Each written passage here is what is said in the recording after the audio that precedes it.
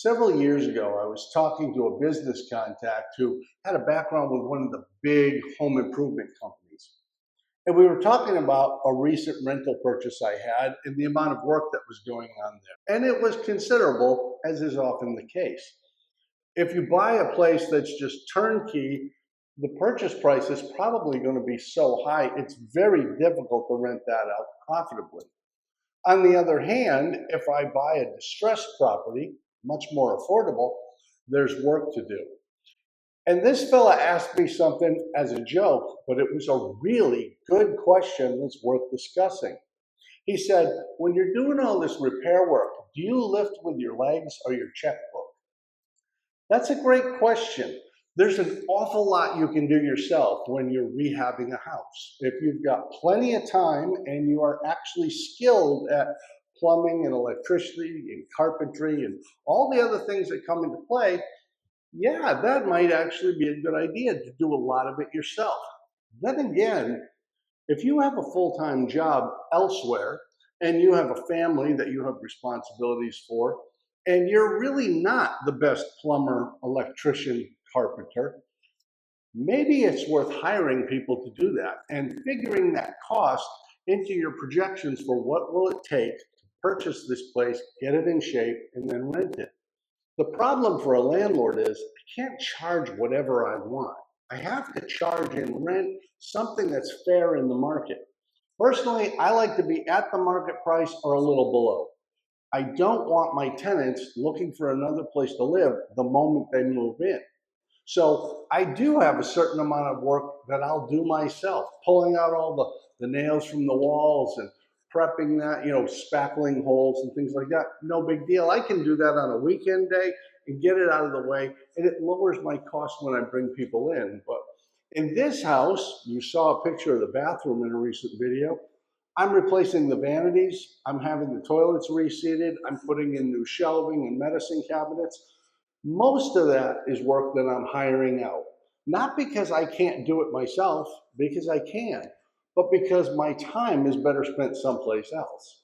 There are people who are really good at this. They do a great job. They come in, they get it done, and they're out. I write them a check, and the work is really good. Better yet, I have a relationship with them for later on down the road. When my tenant calls me and says, hey, I have a leaking sink, great, I have a plumber I've been working with for years.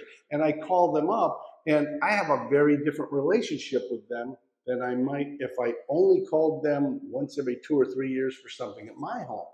But since I own multiple properties, when I call up, they say, oh, hey, how are you?